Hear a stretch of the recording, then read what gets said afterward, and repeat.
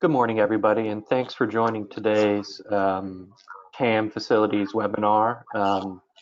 As in years past, we're being assisted by the capable team at AECOM. I'm going to hand things over to Stephanie, who's going to kick off today's training for the high-level facility assessment tools. Stephanie, take it away. Thank you, Wood. Good morning, everyone. Thank you again for joining us this time around for this training.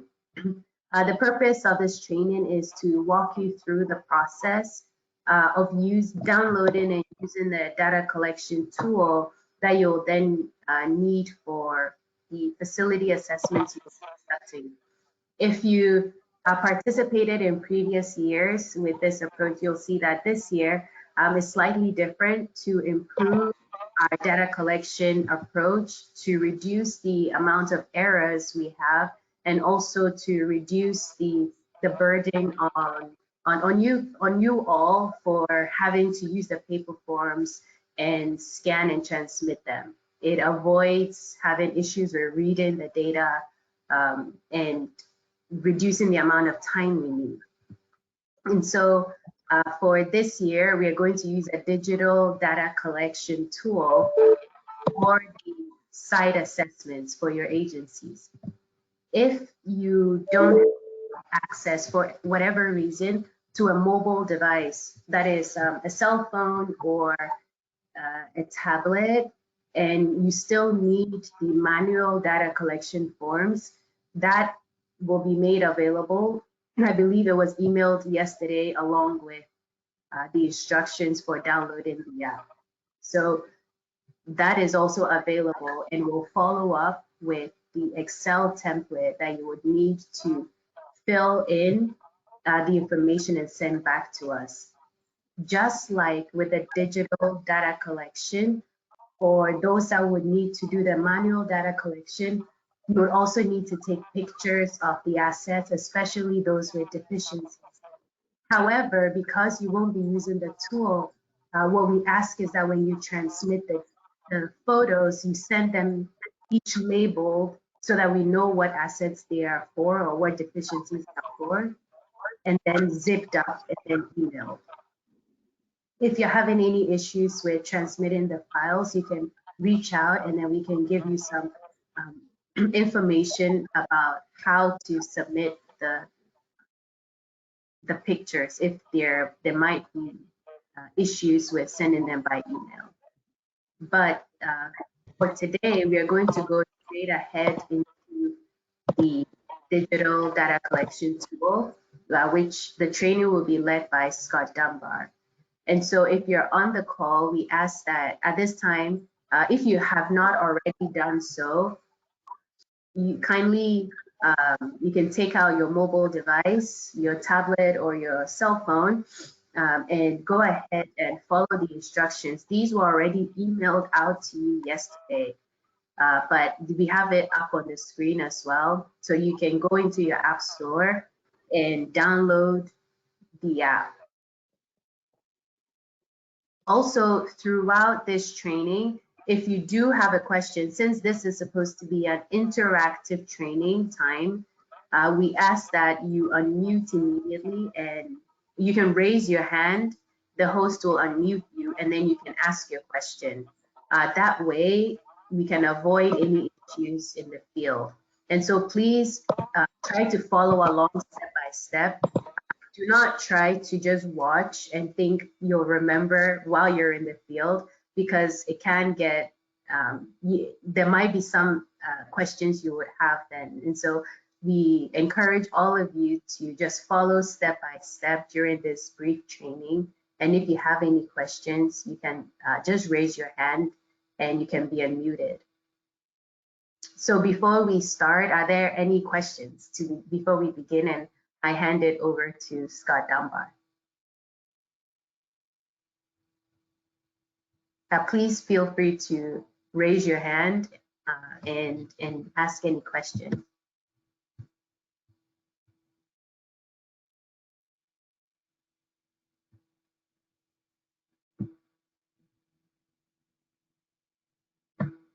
Okay, if there are no questions right now, we'll go ahead and hand it over to Scott, who will take us through the rest of this training. Thank you very much. All right. Good morning, everybody. I will say that there really won't be a presentation. I'm going to ask Mark if he could just help me put certain things up on the screen. But the intention is for you guys to do this. So, you know, you're sitting there in your offices and you're going to need to participate. You're going to need to follow through on your personal devices and go through the process. If you have questions, like Stephanie said, please ask the questions now. You get into the field and you've got a bunch of questions, it's going to be a lot more challenging. The process is not difficult. You just kind of need a little familiarity, and that's what the goal is, to kind of walk you through it. I'm going to go through and just collect some data. Everybody on the phone can just sort of collect data as we go through the process. And hopefully you get the hang of it, and you know, you go out into the field, and it shouldn't take you more than an hour to get through a facility this way. And it really is a good process for doing this type of stuff. So with that, I'm going to make sure everybody has the application downloaded on their devices. For those without devices, we do have the paper form, which we'll show you later. You're going to just, you know, try to follow along as best as possible. But now is the time to ask if you have any questions.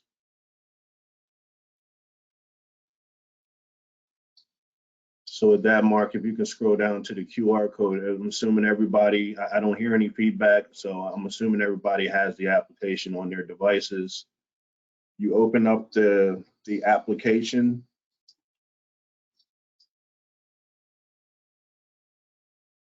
And you'll see a screen that says ArcGIS Survey 123. At the bottom, you'll see sign in with ArcGIS, manage ArcGIS connections, and then outside of the box, there's continue without logging in or without signing in. You want to click continue without signing in. And that brings you to a page where you should have a search bar at the top, and there's a little QR code icon. If you click on the little icon, it should go to your camera, and you'll take your camera and just focus it on the QR code that's on the screen right now, and it should load the survey. The survey will come up as DRPT, Virginia Department of Rail and Transportation. I'll give everybody a second to download and scan the QR code to get the survey loaded. And once you've done this, you won't have to do it again. The survey will be on your device. There may be an update at some point. If you see, when you go to get started, if you see there's an option to update, just update. It takes, you know, 10, 15 seconds to update, and then you have the most updated version of the survey if we have to make a change for whatever reason.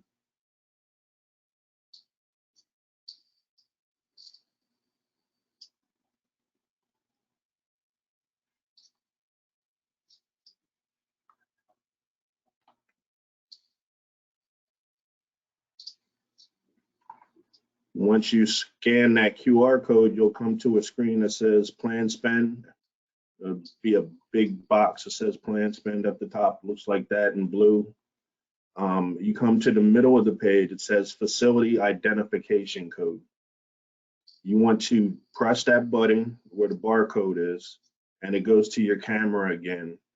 And when we do this for real, each one of your facilities will have a specific barcode or a specific QR code, not just your site, but every single facility. So if you have 3 buildings on your facility, on your campus, each building is going to have its own QR code. That's why Mark sent out that survey, to understand what's at each site, so that each building is evaluated separately.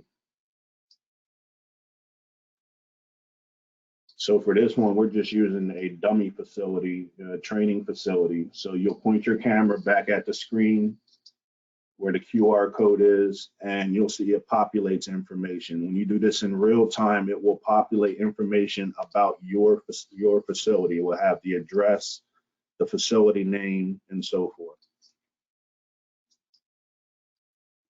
Scott, we have a question about what is our login name and password? I think that might be somebody trying to get into the app. Can you go? There is no login name and password. Okay. On the main screen, you want to continue without signing in, so you don't have to log in. So whoever asked that question, go back to that green screen you see on the cover here, on the screen rather, and hit the button at the very bottom. It says continue without signing in, and you don't have to validate anything. All right, Bill, I'm going to unmute you just in case you have a follow-up question. Actually, I'm going to unmute everybody just so people can ask questions. That's fine. All right, everybody should be able to self-unmute. So please just self-unmute and ask questions as we go through.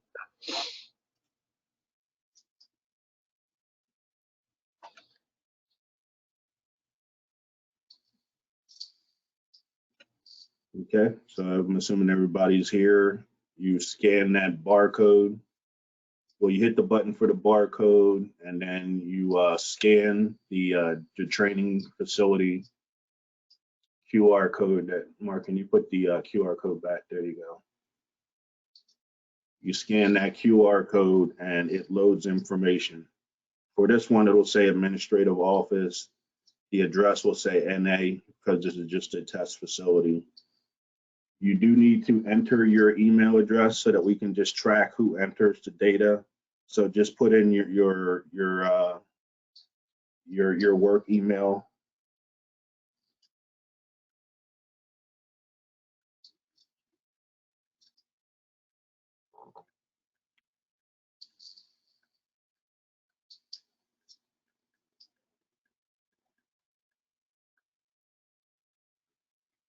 And once you've entered your email address, underneath there is a little button that says, do you accept the terms below? You can hit accept and then hit the right arrow at the very bottom right corner of the first screen. It'll say 1 of 3. You hit the arrow to go to the right.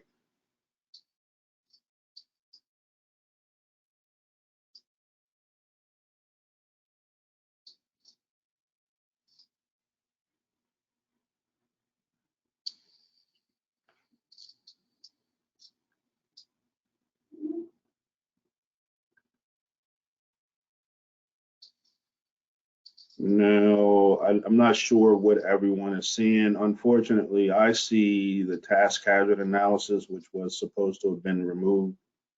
It will be removed by the time you guys are going through this. But if you have a page 2 of 3 with a task hazard analysis, you can just select very unlikely on the far left for everything all the way down and hit the arrow to go to the right again. And it takes you to page 3 of 3.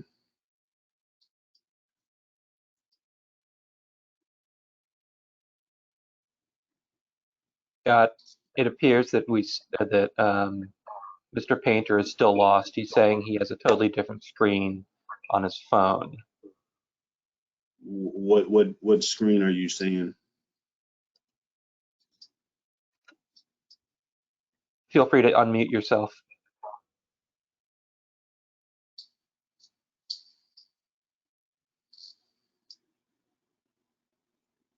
Oh, he has no mic.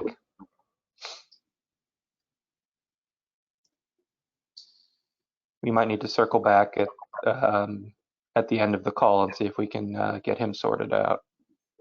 Well, how are you communicating with him? He is using the chat function. Is he able to chat where he's at? I don't see his chat. Are you able to provide a screenshot or anything?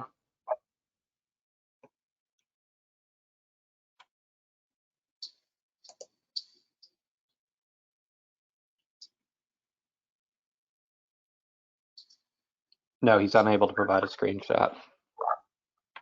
Can he just describe what he's looking at? Can you describe what you're looking at?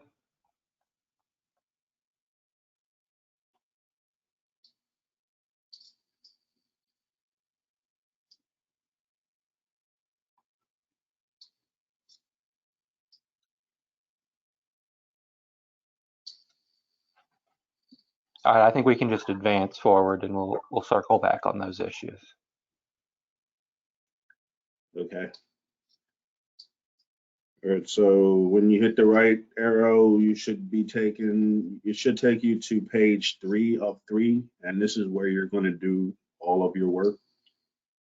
It should say plan spend DRPT in the green bar at the very top. You'll see what's shown on the screen there, a camera icon and a folder icon for site photo. Then under there, you'll see floor plan photos optional. You will not need to do floor plans.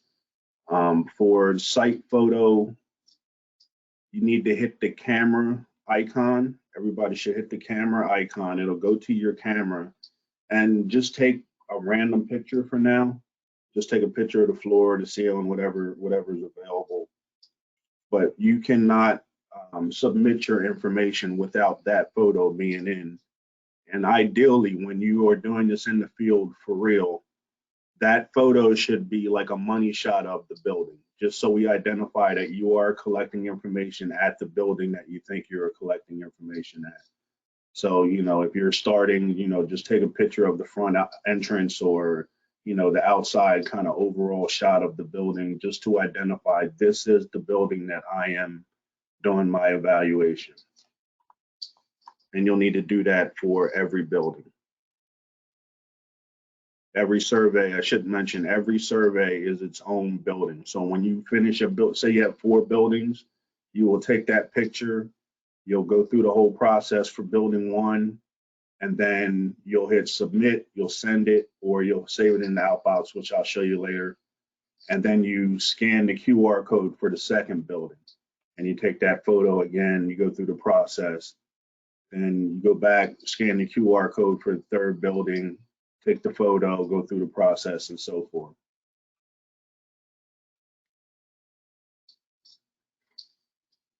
All right, so now that we have that photo, if you need to retake the photo, there's a trash icon that pops up once you have a photo taken. You can get rid of it and take it again if you need to. And then it takes you down to asset data. This is where all the real work is being done. So there's 3 levels of classification. Scott, I have another question regarding facilities. Yes, sir. Fiona Roads has a 95,000 square foot facility. It has distinct areas for admin, bus storage, wash bay, maintenance, etc. For the purposes of this survey, is that considered one building or 4 buildings? If she submitted it on the questionnaire that Mark sent out, if she submitted it as a building, like if you have a building replacement value, it's one address, everything is connected, then that should be one facility. Okay.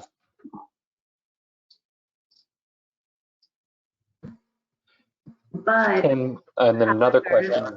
Go ahead. sorry, however, if she hasn't yet responded, Scott, isn't it ideal to have them as separate buildings if that's how they are, correct? If they are distinct buildings with their own walls, but it sounds like this is all one big facility that's just got everything under the same roof. That's one building. It's one big building, yes. Okay. But Can if you multiple have, staff? Oh, sorry. Go ahead. no, I was just going to say, like, if you had your admin building and then, across the parking lot, you have a separate fuel island and two, across the parking lot to the other side, you have a bus wash. Those are all separate buildings and should be evaluated separate.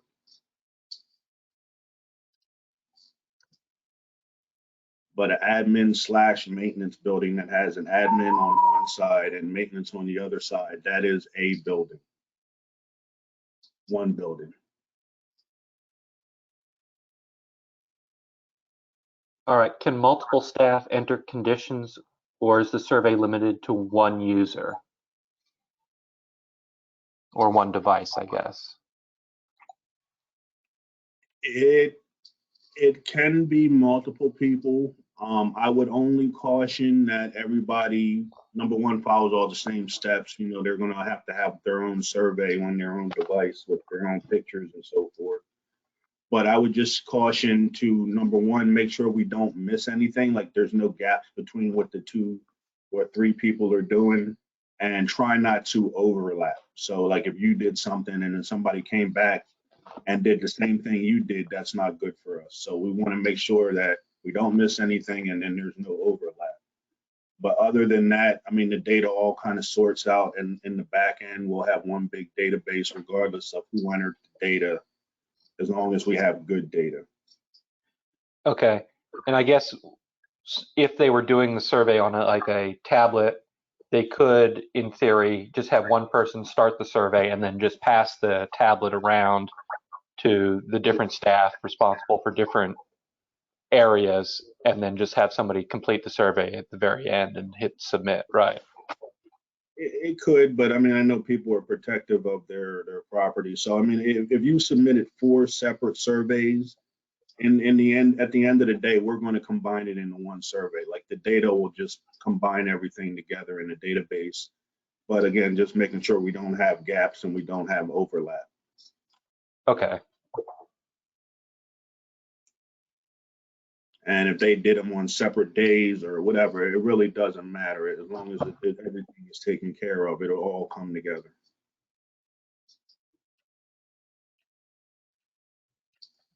That's it for questions right now. So I'd say continue with your script. Okay. And to that end, also, you could have, you know, 2 or 3 people doing these surveys at the same exact time, so long as everybody is looking at distinct things, and again, no gaps and no overlap.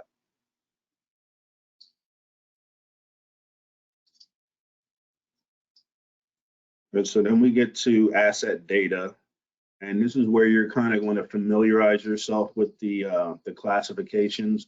Mark, could you bring up the hierarchy? So this document here dictates how I would recommend you go through the process. Everybody can do it differently. There is no right or wrong way per se, but at least using this as a guide, make sure you don't miss things. So, you know, for example, you want to start with A, substructure. That's your level 1. You pick level 1, A, substructure. Then level 2 would be A10 foundations or A20 basement construction, one of those 2. If I pick A10 foundations, then I can go for level 3, I can go what's underneath of the foundations. It can be either standard foundations, special foundations, or slab on grade. And what you see on the screen, what's on this paper, is exactly what's inside of the application. It's the exact same nomenclature, hierarchy, everything should be an exact match.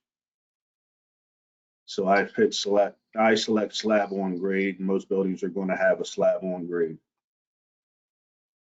And then you hit the yellow box, you see details. And you go down, you can enter any comments that you want to enter. And you should enter the year installed if you can. If you're not sure, you can default to the year of the building construction unless you know that it's been replaced since construction. But a slab on grade is going to be most likely the same age as the age of the building. That's just a good piece of information to keep. And then you come down to condition rating details.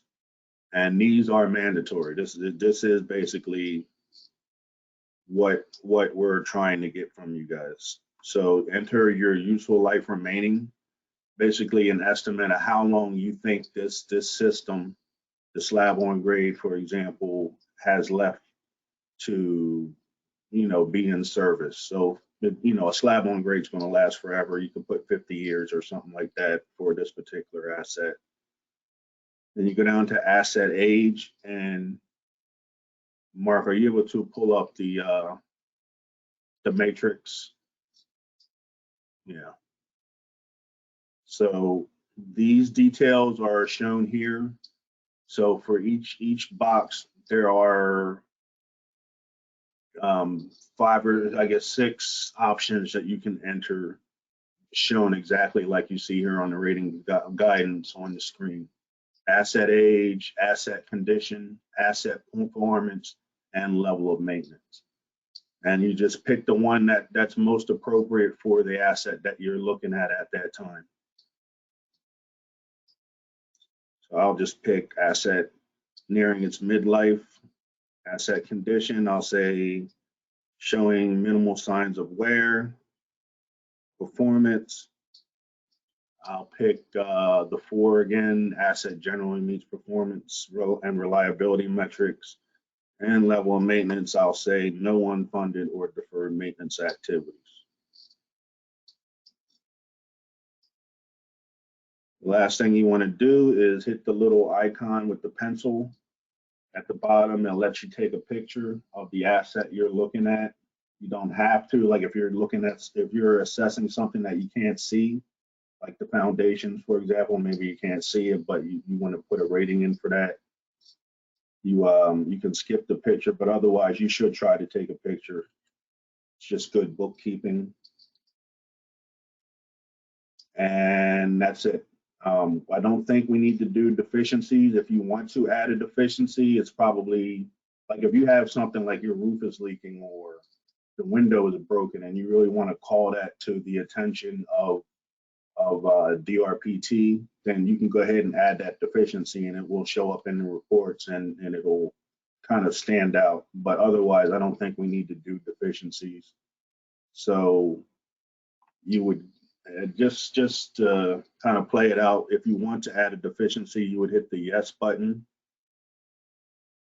And you can go down and there's certain required fields, deficiency type. You know, there are a bunch of options there that you can pick from. Severity of the deficiency, how big of a deficiency is it? Is it a very severe, or is it something that's a little maybe minor? Select your risk factor. These should be pretty intuitive. Life safety is obviously something that's going to impact life and safety. Operational impact means this deficiency could impact the ability of the building to function. System dependence means this deficiency could impact another system. Life cycle is just what it sounds. It's something that's just old. And then aesthetic only are like superficial things, like you want to repaint the walls on the inside. You know, nothing bad happens, but it's just dirty. And then you enter your quantity, and you can also take a photo. You can enter your quantity either as a quantity or as a percent. So if you did a roof, for example, and you entered and it's a 100,000 square foot roof, you can say 10% of it is deficient. And again, there's another comment field and then another photo field. But just to reiterate, deficiencies I do not believe are required, so you don't have to get bogged down in that if you don't want to. And once you've entered that, those 4 condition rating details metrics, at the bottom there is a gray bar. It has a trash can on one side. This is the gray bar, not the gray bar inside of the yellow box. That is for deficiencies only, but the gray bar underneath of that one. The very bottommost gray bar with the trash can on the left-hand side and a plus sign on the right-hand side. You hit the plus sign and you're ready to move on to the next thing. So Mark, if you could bring that hierarchy back up. So the next thing would be, I'm back in A, and I'm back in now I want to do maybe basement walls. I do instead of A10, I do A20. I would go through and do basement walls or basement excavation, which, if you have a slab on grade, you probably don't have a basement. So then you could go to B, for example, and you could do B10 superstructure, and you would do B1010 floor construction. You go all the way through, do those 4 metrics to evaluate, the floor construction. You take your picture and you hit the plus sign. It takes you back up to the top. You would go B shell, B10 superstructure, and then you would do roof construction. And you go through the process for roof construction. You finish that out, you go back to B, you go to B20 now, and you do exterior walls.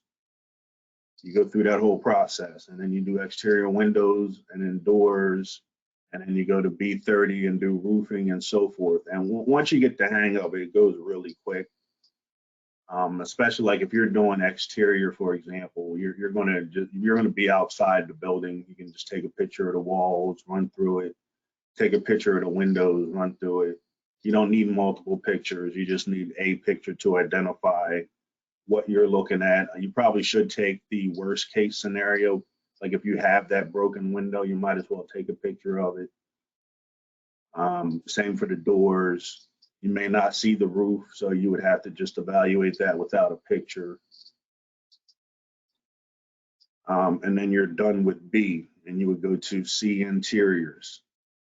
You would do interior construction. You do your partitions, which are just the interior walls, interior doors if you have them, and so forth. If you have a multi-story building, you would go through all of C10 and you would come back to C20 and do stair construction. If you don't have stairs, you skip it. Anything you don't have, just skip it. You don't have to put a 0 or anything. You just skip right over it.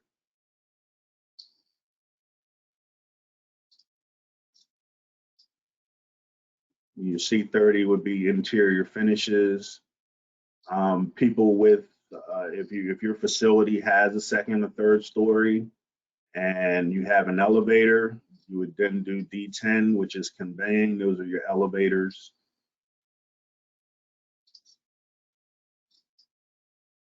You go through that, then you would go through D20, which would be plumbing.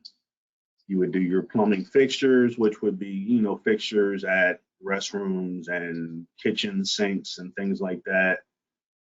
Domestic water distribution, if you want to do that, if it was visible, you could do that. Sanitary waste, you're probably not going to see unless you have specific issues and you want to rate those.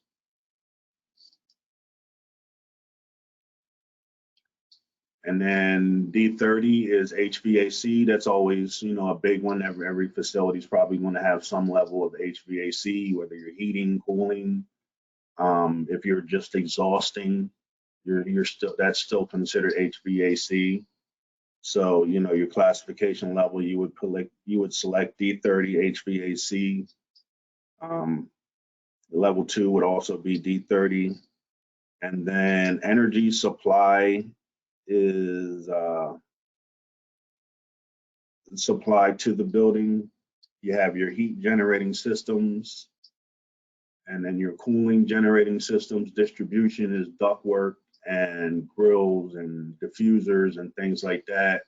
If you have package units, terminal and package units, that's where that would roll into that. Cooling generating systems are mostly like chillers. If you had something more complex like chillers, or heating generating systems would be, boilers and things like that. But most spaces probably have terminal and package units. Or if you have split systems, I guess that would come into cooling generating system. You have a condenser outside and an air handler.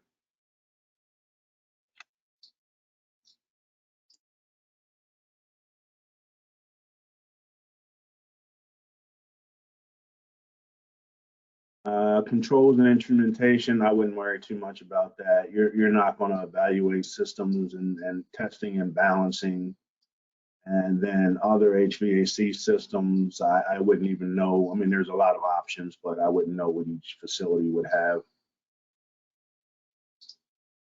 And you kind of just go through that process for each one of these levels. It's important not to skip levels. If you have that piece of equipment at your facility, you should rate it. And what's going to happen is we take all of those individual ratings. So like for fire protection that we're looking at here, if you give me a rating for, fire alarm and detection, and then you give a separate rating for fire suppression, and you give a separate rating for the standpipe, and a separate rating for the sprinklers, we take all of those ratings and we aggregate it up, and then we get a final rating for just D40 fire protection. And we use that rating to then determine what kind of condition. So you may think that, something is bad, but when you weigh it up against, 5 or 6 other things that are really good, overall, the system may not be bad after all.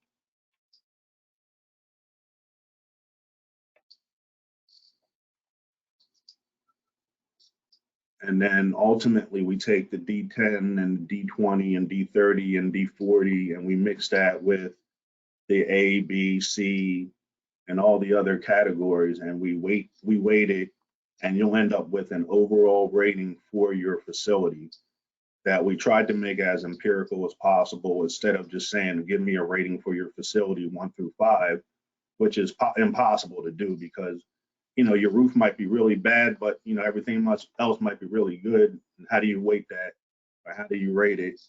So we do it this way, and we kind of take the thought out of the process. You're just looking at something very specific. You give it a rating, and then we figure out how to take that rating and apply it on the building level. Scott, question for you. Yes, sir. As agencies are going through this, is it worth reviewing previous years' assessment data to better understand how things have changed over time for an agency? Should they take a look at last year's high-level reviews, or if they received a detailed facility assessment in 2019? Should they be looking at those before going through this process? I'll let Stephanie weigh in on this too, but my gut tells me I would not look at previous years. I would want them to just go out and judge what they see, and then we can compare it with the previous year when they're done and say, why is there this big delta? Why were you at a 5 last year and now you're at a 2? Something's not right. But I wouldn't want them to be, negatively or positively influenced by a previous rating. That's a good point. Stephanie, any thoughts?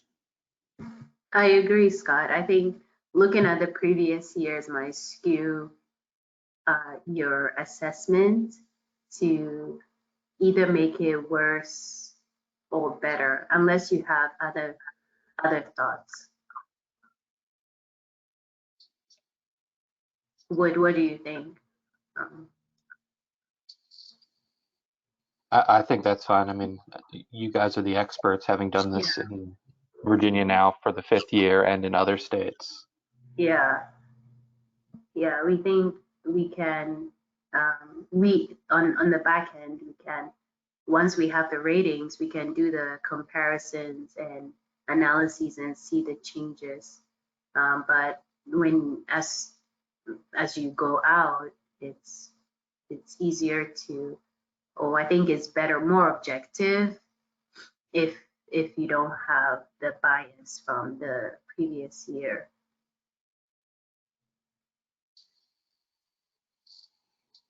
Good point. Okay. Thank you.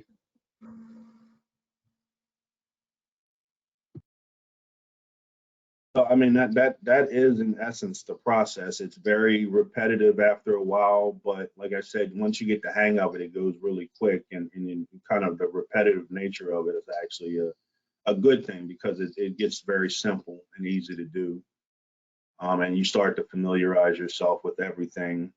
That bottom gray bar, when you hit the plus sign, every time you add a new asset, you'll see that number change. So you'll be 1 of 1, and then 2 of 2, and 3 of 3, and so forth all the way up until you're done. If you hit the arrow that's next to the trash can on that bottom gray bar, you can scroll back to previous items that you've entered, and you do have the ability to make changes if you needed to. Can you change But your that, screen, Mark? It might be helpful to show the screenshots again. so you'll see the 202 down there. If you hit the arrow to the left, you can scroll back to 102. If there's 100 and you're at number 75, you hit the arrow to the left, you go to 74, then 73 and 72 and so forth. And then from any of those screens, if you hit the plus sign, you'll start over with numbers with 101.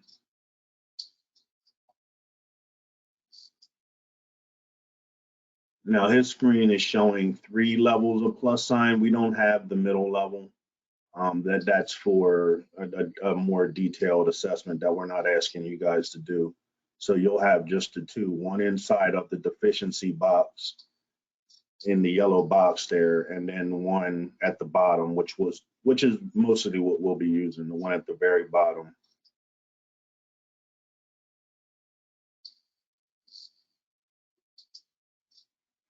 How long would you say it takes to complete the survey for like an average facility?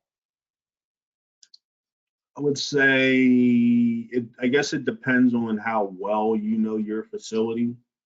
If you're walking around trying to discover things, it may take a little bit longer, but that's perfectly fine. I mean, that's the goal, is to kind of maybe understand some things about your facility you didn't know before. But if you know right off the top of your hand, you can get through this pretty quick. I mean, say less than an hour. You know, most of this stuff is right there for you to see. So you're going to know what kind of condition or the floors are in or the walls are in, and the windows. You'll know if there's a broken window. Doors. We're not at, the good thing is we're not asking you to look at every single door. It's just doors in general, or windows in general. So I mean, it's like I said, it gets repetitive, but it's not very time consuming once you get the hang of it. And we have had success with other agencies doing it this way.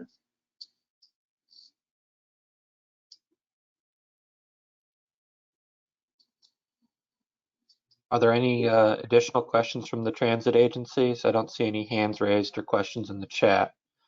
I would like to circle back with everybody and make sure everybody got a copy of the instructions. If you didn't get a copy of the instructions and you would like a copy, please either put something in the question box or raise your hand, and I'll make sure to note your name, and we'll get those out to you after this webinar is over.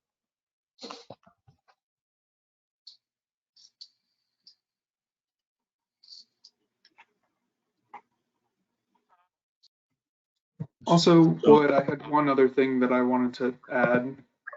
Scott, are you done with the training, do you think? Or did you have something more to say? You go through the process of submitting the survey, and then that's Yeah. it for the digital form.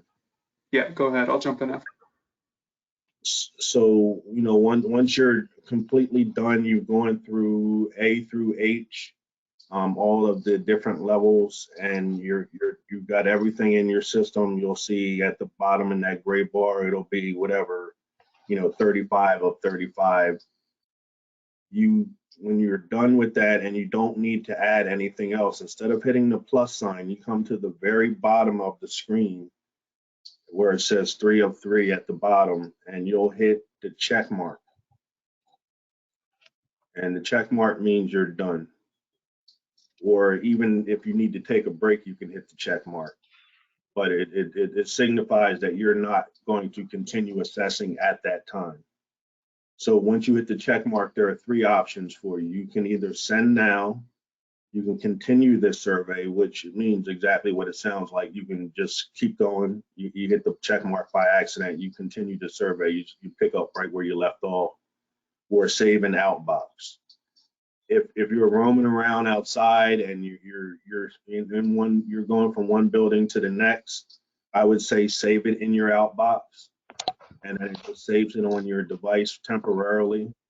and then you're free to start, building 204 at your site or whatever. You scan a new QR code and you're free to just start something new, a whole new survey. And that survey that you just finished will stay in your outbox until you do something with it. In the top button, send now. If you're ready to send it and you're at your facility or you're using your cell phone and you have Wi-Fi coverage or you have cell coverage, you need either Wi-Fi or cell coverage in order to send the survey. Once you send it, you cannot change it anymore. It comes to AECOM at that point, and we have your data, and it comes off of your device. And same for those items that you save in your outbox. When you've done all 4, now you're back in your office, you're sitting down, you're ready to send all 4. You go to your outbox and you hit send now, and it'll do the same thing. It'll send it either over Wi-Fi or cell service, whichever. And then those surveys are done. They're in our hands at that point.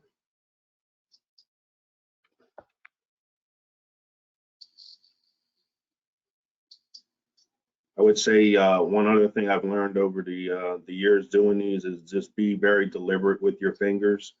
Don't if you push something that you didn't mean to push, don't panic. Just slow down, try to fix it, get out of that screen. But I have seen people lose surveys and lose data by hitting things too fast or getting confused. Like there's no time limit on these things. Just be very deliberate and careful, and it should go pretty quickly.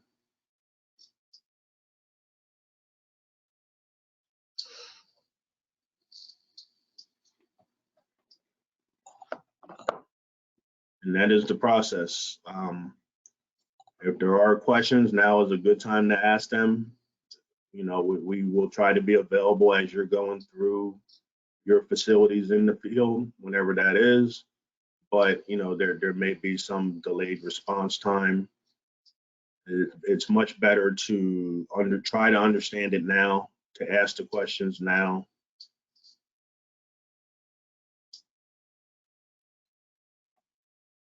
I see a hand raised for a question from Julie Adams. I'm going to try to, you can unmute yourself now, Julie, and ask your question.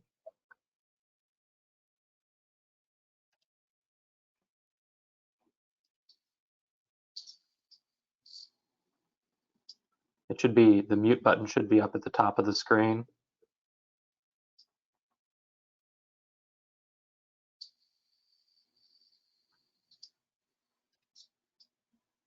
If you're having trouble unmuting, feel free just to email me and I can relay that question to the AECOM team at a later date. Is it something she can text to you? She could try. And I'm not sure if she just has her hand raised because she wants to make sure she gets a copy of the instructions. It could be that as well.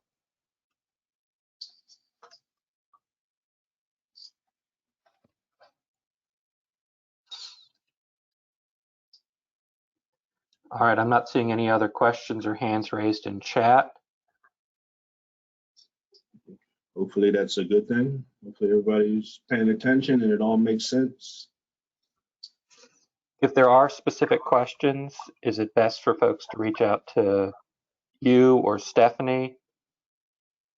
I guess Mark is pretty good with answering those questions. And I know Mark has been in contact with most folks on the call, so. Right, everybody should be familiar with Mark at this point. Yes. I hope I had a chance. Sorry, Wood, go ahead. Nope, that was me, but Stephanie, keep talking. I'll jump in. Yes, I just wanted to, there's just 2 agencies I wanted to talk to. Okay. I just wanted to reiterate the importance of doing the step-by-step, following this approach that Scott just went through, just because of it's very new to many of you, and so it's better to have all your questions here than later out in the field. But Mark, I know you wanted to do some follow-up, so go ahead and ask. Well, before we follow up, can can Mark or you just sort of show the paper form and talk through that process? Correct, yes, let's do that as well. It's opening right now. Maybe it's not opening right now. Give me one moment.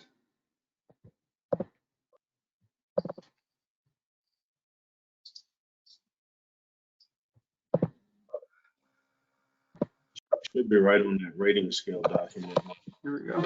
Yeah, no, it was there. It was just loading and loading and loading. So it essentially matches that rating scale document. Like we said, we've got that ratings guide at the beginning. And then you can essentially just print this form out, carry it around with you as you are walking around the building, making your ratings, looking at all of these different aspects that Scott just described.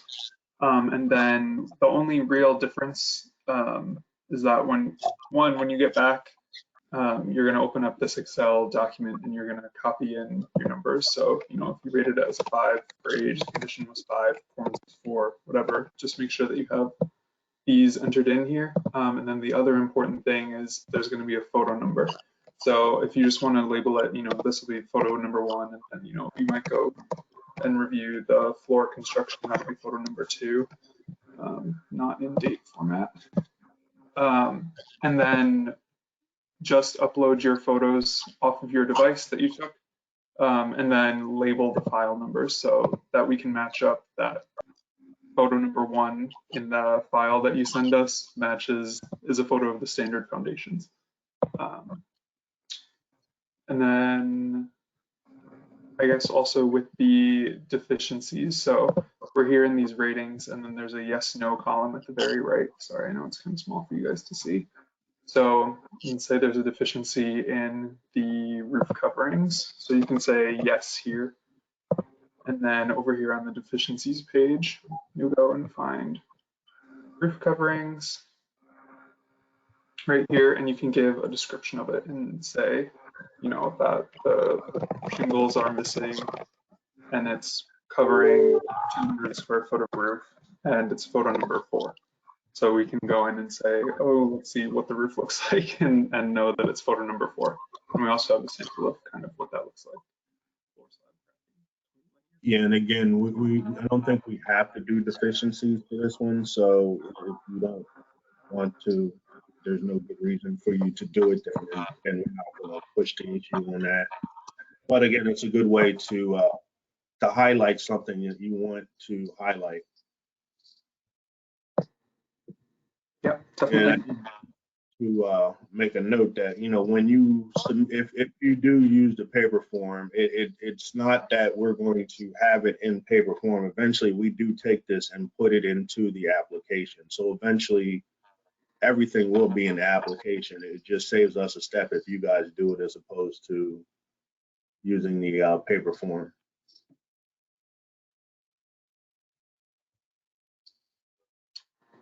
Yep, definitely. And then there were 2 agencies that I wanted to follow up with. I can't see if they're on the call just because the attendees, I can just see the number of them. But if anyone from District 3 is on the call or from Loudoun County, you could either just send me an email or give me a call. You can put my number in the chat, and we can just confirm those few facilities that you have. But other than that, I think I've heard from all of you. All right. So the next steps from here are, once it's imperative that we receive your responses and all at the same time. And so if you haven't had a chance to respond to Mark yet, kindly do so as soon as possible, preferably by COB today, because once we have that confirmed set of data, we can codes that you saw at the beginning. And so you'll see that at the beginning of the assessment, you scan, each building has its own QR code that you'll scan. And on our end, on the ACOM end, that's what links all the assessments that you take to that particular building.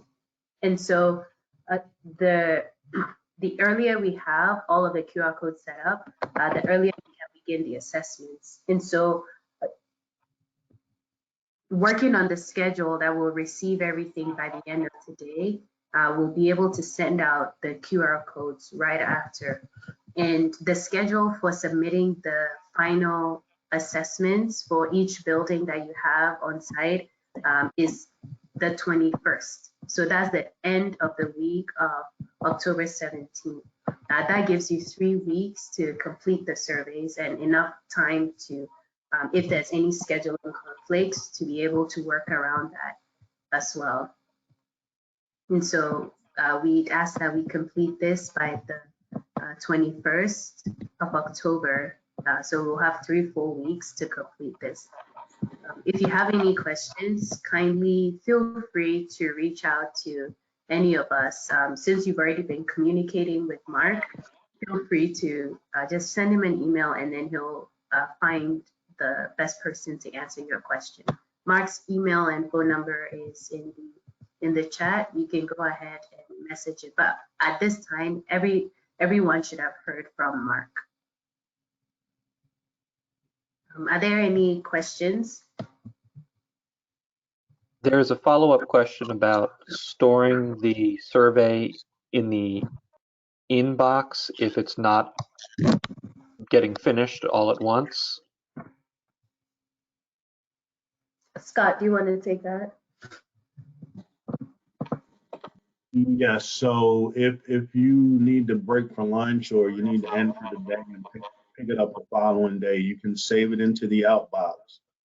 And then when you come back into the application, you'll when you go to the main screen at the bottom, you'll see either collect, which would start a new survey, or you should have a option to go to the outbox. And when you open your outbox, you can have an option to just continue survey, just like you would from the check mark, and then you can finish that survey. Only thing I would caution is if you do that and you're going to be away for a day, even longer, nothing on the app side should happen bad. But if you were using a tablet, for example, and then you lost it or you dropped it or whatever, you lose all of that data.